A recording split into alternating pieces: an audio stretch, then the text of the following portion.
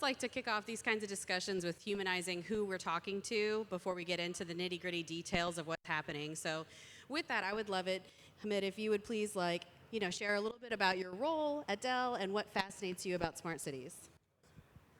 Thanks, everyone. Hello. Thanks for the opportunity to be here and talk to you guys.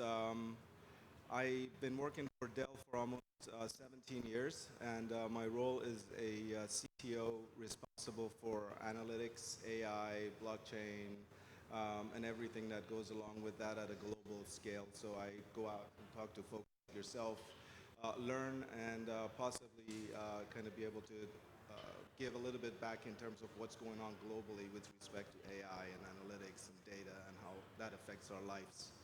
Amazing, thank you. Lee? Hi, my name is Lee Davenport. I'm with US Ignite. For those of you who are unaware, it's a nonprofit. We're based out of DC. We support 4 big areas of work. We run advanced wireless testbed for the National Science Foundation, $100 million dedicated to massive MIMO, drone, rural, and 6G, 7G work. We operate testbeds on smart bases installations at Miramar, Fort Carson, and Fort Benning.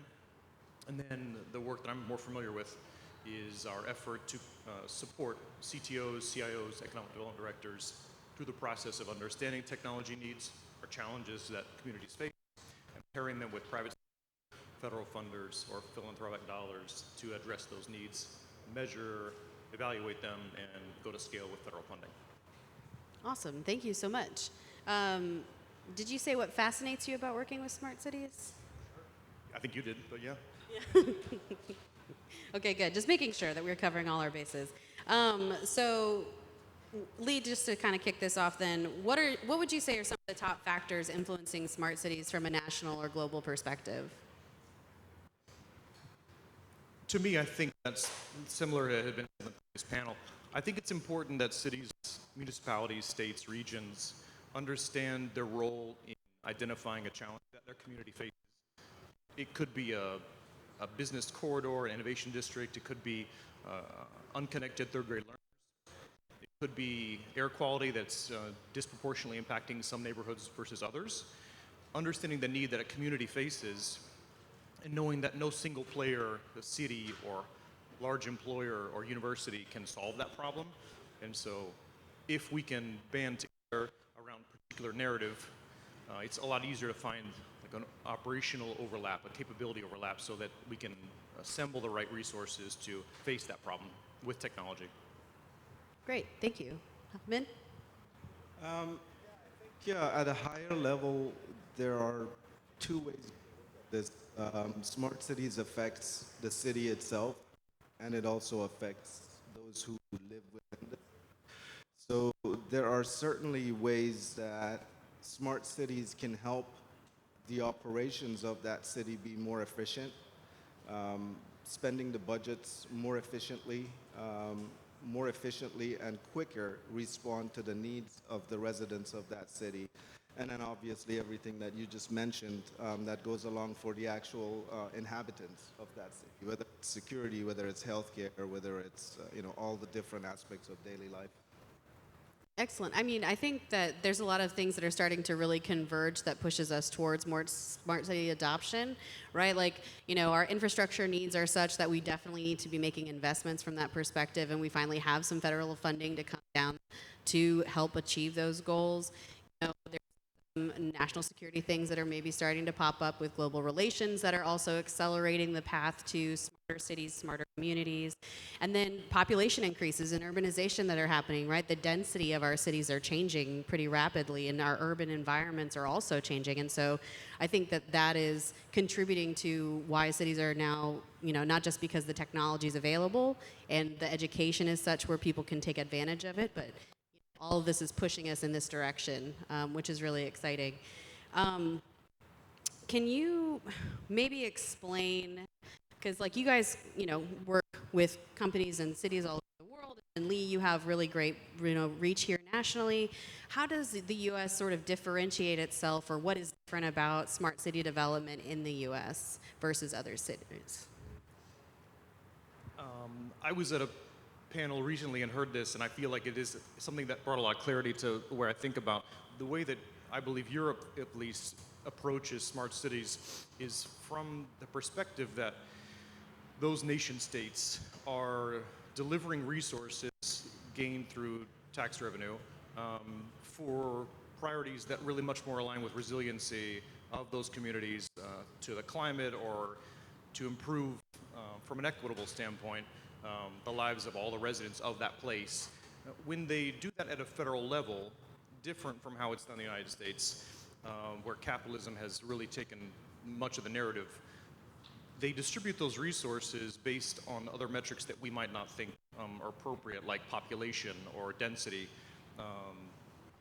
In the United States, I think this turns into, again, pro-capitalist is fine, right? But the idea that our cities must honestly compete with each other for federal dollars, it makes it harder for, in our work, sometimes for us to get affinity groups of like-minded individuals, like we're assembled here today, to cooperate because they're unwilling to share their secret sauce. They think they're competitive for big federal dollars. The federal money that we've seen come out in the last couple of years, has been oversubscribed 5, 6, 7 to 1. So $1 billion comes out. There was $5.5 billion for EDA Middle Mile. DOT Smart just came out. Millions of dollars just came out, oversubscribed.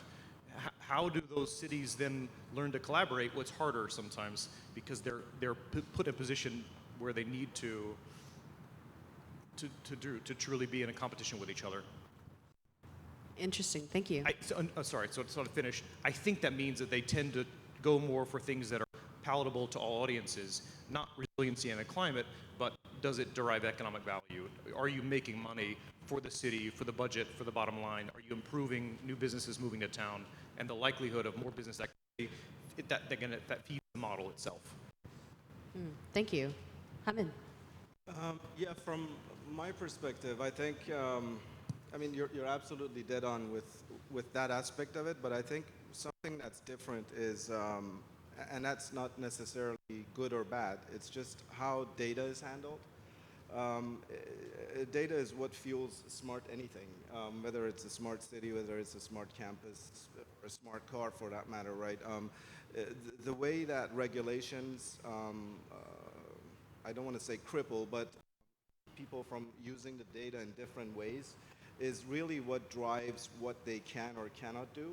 And I think within the United States, because of the different states having their own legal requirements in terms of what is done with the data, how it's accessed, how it's shared, who looks at it, what they get to look at, is kind of a limiting factor to a degree, where I think in Europe things are a little bit laxer. In Asia, they're super lax.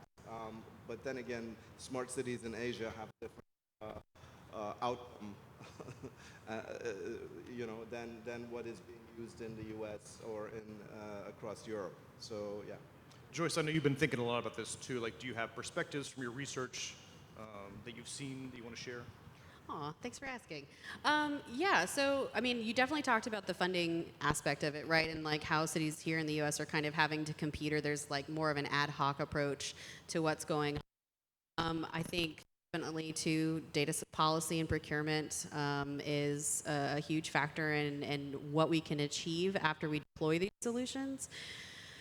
I think another thing too is there's also so much that needs to be done in the U.S. Like with our infrastructure improvements need to happen, our telecommunications as well as our physical environments need to change. You know, the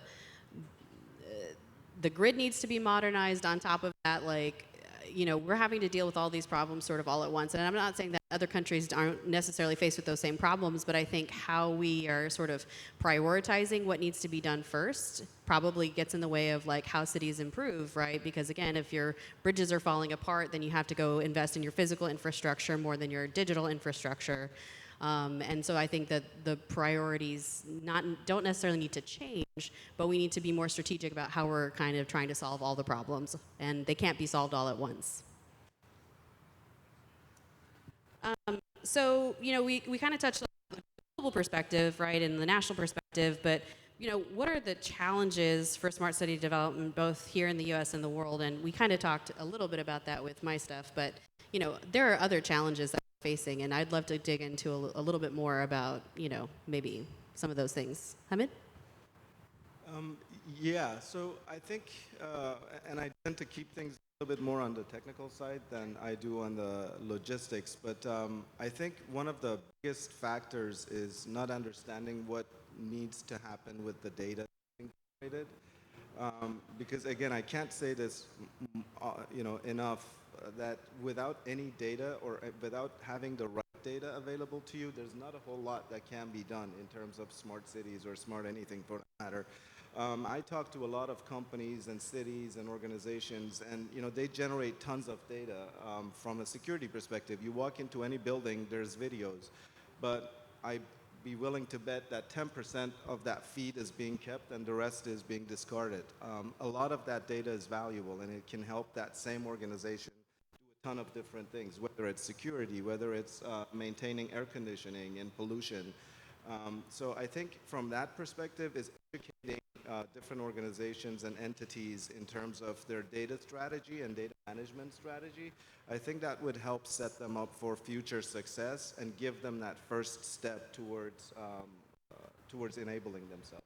To kind of push you a little bit on this, do you think that there is, do cities often have to kind of work with limited teams or with maybe not the newest talent that's happening, right? Like talent recruitment is a big challenge for cities, and if we're talking about needing more data scientists and stuff to come in and do better data management policies, from your approach, or perspective, how would you recommend cities maybe work with what they have to then scale into bigger things to do better data management? Oh, that's an easy one. Since I would say maybe about 10 years ago when AI really started to pick up, that was the number one complaint that I was getting from all organizations was, there's not enough resources out there. And my thing has always been you have to grow the resources organically. You have to cultivate that internally. Every single organization that I know has analysts that work for that organization, whether it's a small team or a large team. They have their own subject matter experts, and all it takes is basically taking those individuals and bringing them up to speed in terms of the current technology. And usually it's not a very big lift in terms of the learning curve, whether they're using a certain programming language today as opposed to learning something new that would enable them. That's one. Two, over the past 2-3 years, very large companies, Google, Facebook, all these innovators have made writing code and developing AI super simple. I mean, I don't consider myself smart at all, but during COVID, I was able to log into a cloud provider, upload a few pictures of lung cancer, do a few things, and an hour later, I was able to feed it pictures of X-rays, and it was telling me whether or not this was lung cancer or not. It's that simple. Not that simple, but it is. It's not. I don't think that should be a limiting factor. Interesting. Thank you. Lee. I just want to know that we just have somebody who's just cured cancer. I think it's I did not.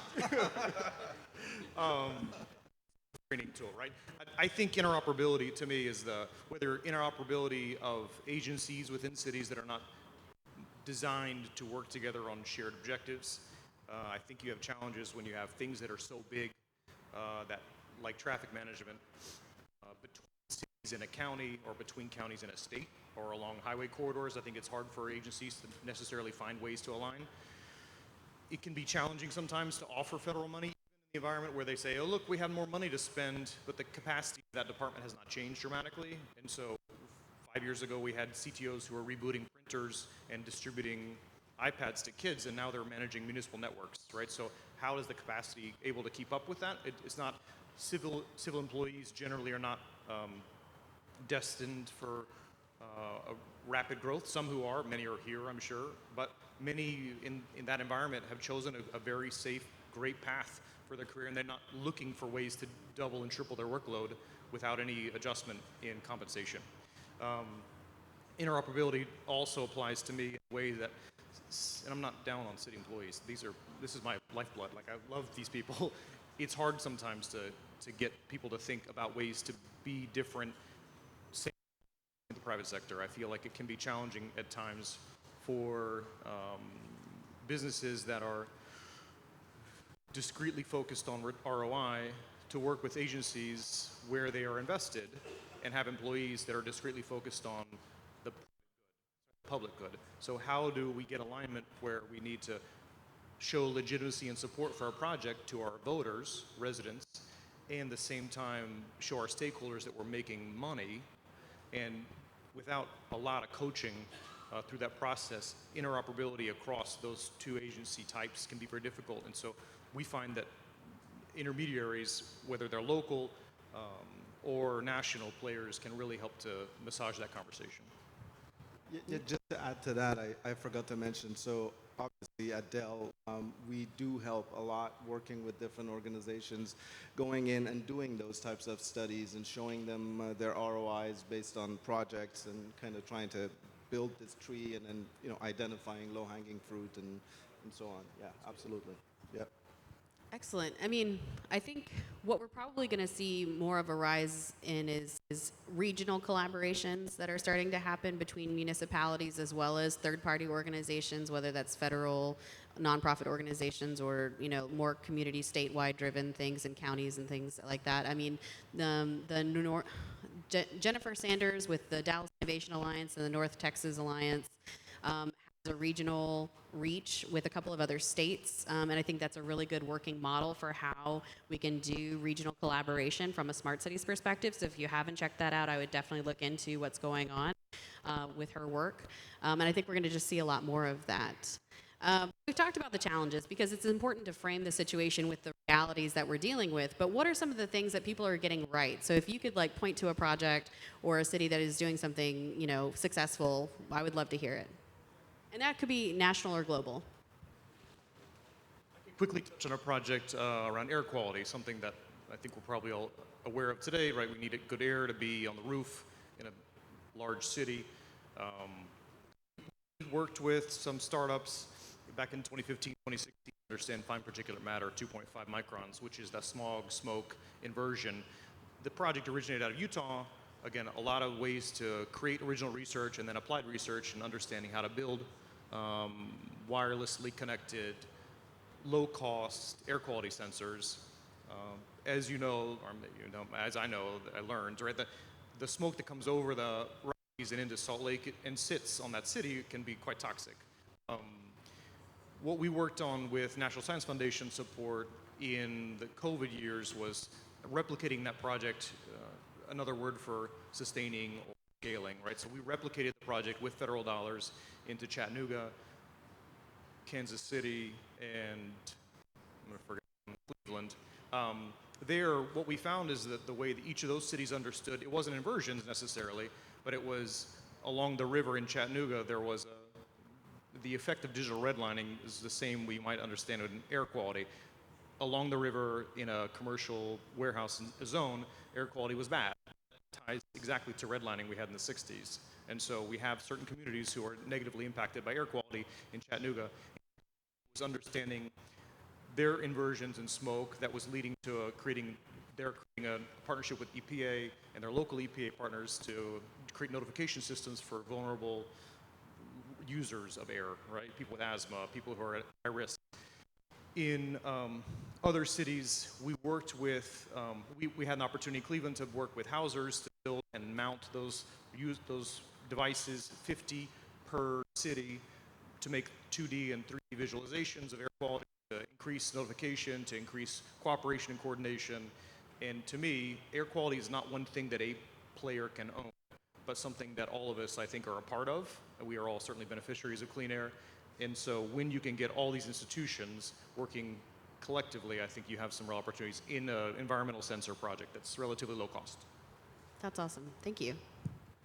Yeah, I think generally speaking, collaborations are the key word here, and I saw the previous panels talk about the same thing. I think going back to the challenges that we talked about, when entities, especially city and public entities, when they look at how they can get into incorporating smart technologies within their day-to-day business, collaborating with local universities and local research institutes is something that enables them and it enables them to also get past some of the initial challenges.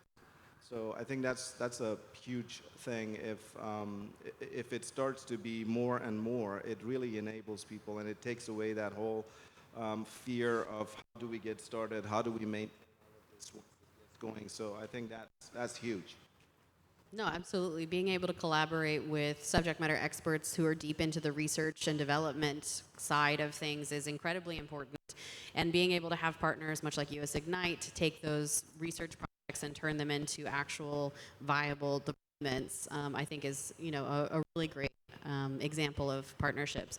One of the cool things that I saw, and I got to do an interview with a gentleman from LA's Department of Transportation that was like looking at their mobility solutions for e-scooters and being able to layer a digital infrastructure piece on top of that that allowed them to better manage the pricing of the e-scooters that were being used based on their equity zones and the needs of their community.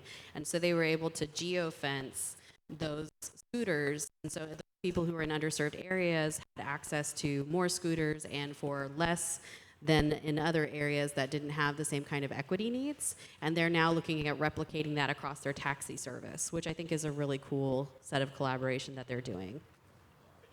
I just heard about this one example just yesterday. Was a transit authority who has a $1 parking fee to park all its vehicles in its commuter lots. They realize this is now the way policy was set a long time ago. So how we think about equity and equality has moved some since then. And they would like to set up EV infrastructure to use their parking lots in neighborhoods where you can't run an electrical cord off the sidewalk or out of an MDU.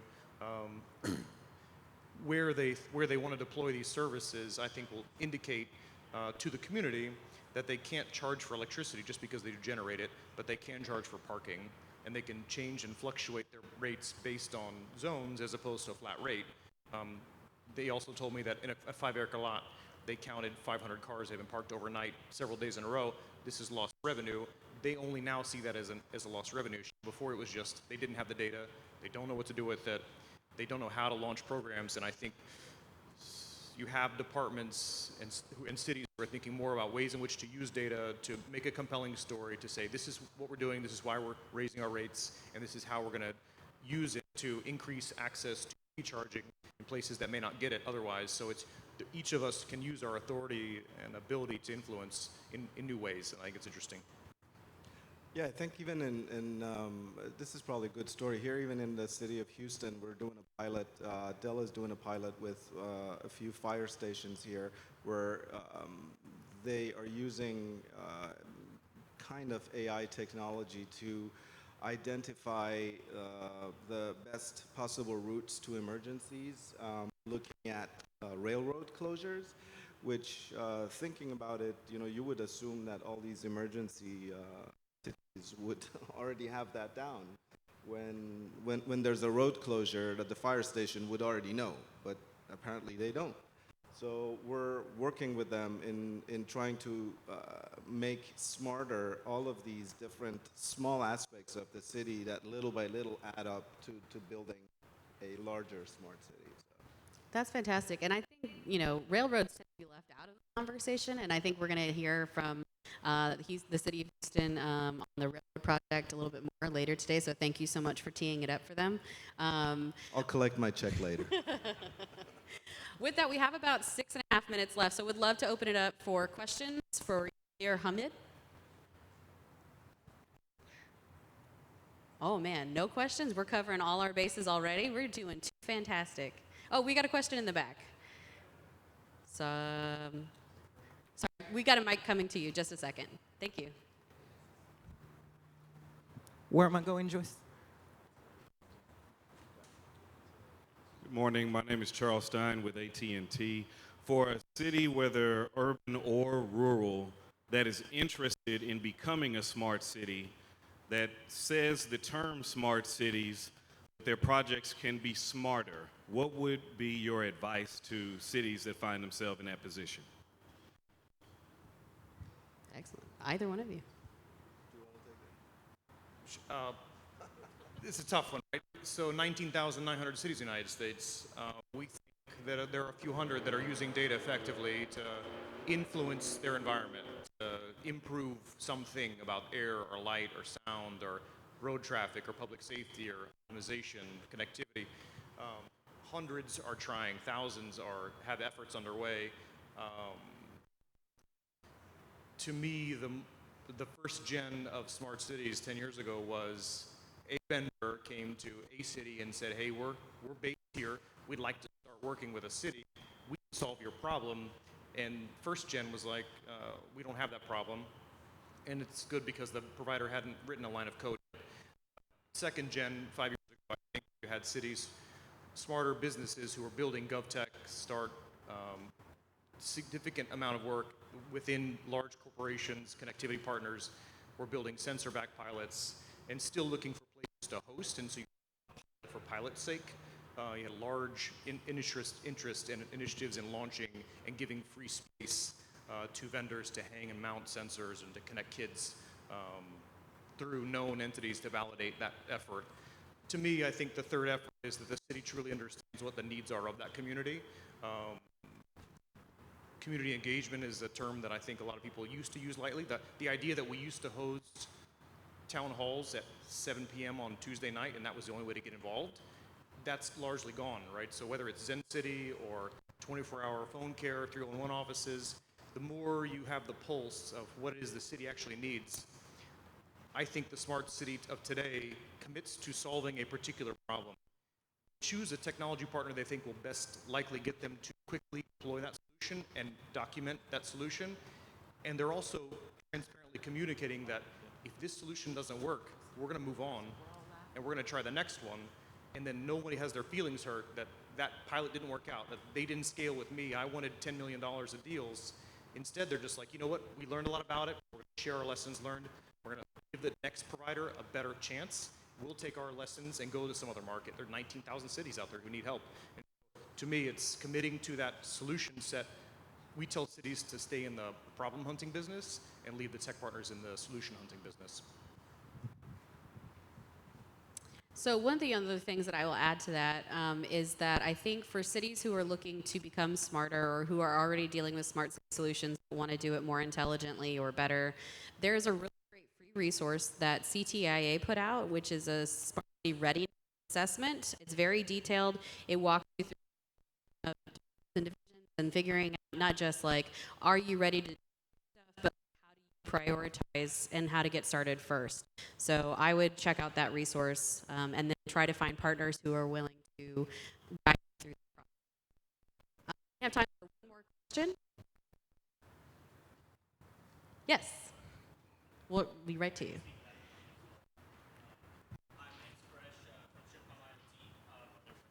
My name is Koresh from Shikam IoT.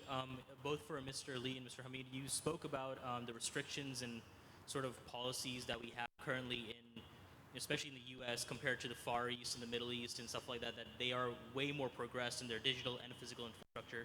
Do you see any laxing of these policies in the upcoming future to actually give us the evolution to becoming smart cities truly like the Middle East and the Far East? So the short answer is no, but I think what's changing is we've come to agree that red tape are going to be there forever, right? So no, I haven't seen any relaxing, but what I do see is a lot of startups that are popping up that are enabling data management beyond our current capabilities. So what we're doing is saying, okay, if this is what I can work with, then let me define that. Let me create a repeatable process that allows me to have access to this data while at the same time I can adhere to whatever the regulations are. And not only that, but be able to show traceability and accountability if that time comes, right? And that's one of the, but that's always been one of the biggest things in AI is being able to show why a certain thing happened, who did it, and why they did it, right? Whether it was algorithmic or whether it was done by a human being. I think that is what's going to help us go over that hump. And then I'm sure, in the near future, there will be a laxing of these types of laws, but I haven't seen anything currently. To me, the difference between largely what we didn't talk about was the Far East or markets where surveillance is more often a topic that's included in a smart city framework. I believe that in the U.S. we're not going to approach outside of a trusted resource like the police. They need information to make prosecutorial decision making, like they need to sue somebody, right? Or arrest them or convict them of something. In the smart city framework, I think the wicked challenge that cities face is dealing with the need to deploy technology to improve public safety, because technology is the way to do that, and to balance the need to protect the privacy of the individuals it's charged to represent. And until they can prove that these efforts can protect privacy but they can increase public safety without putting people at risk, often cities are just saying, we'll just wait for someone else to do it first. And I think that you have other places that have just gone on its head and said, we're going to do facial recognition everywhere, and we're going to track things. Raimundo Rodolfo from City of Coral Gables tells a story. I just heard this. He said, we lost a kid, and we knew with AI and predictive analytics, we could predict where the kid was going to be based on his last known location. We used cameras in our downtown corridor, and within 2 minutes we found the kid. Now, they don't say it was done with surveillance. They just say it was done with smart cities. And so either you can talk about it, or you can just do it. Right. Great, thank you. Can we give him a round of applause, please? This is a great discussion. Yeah.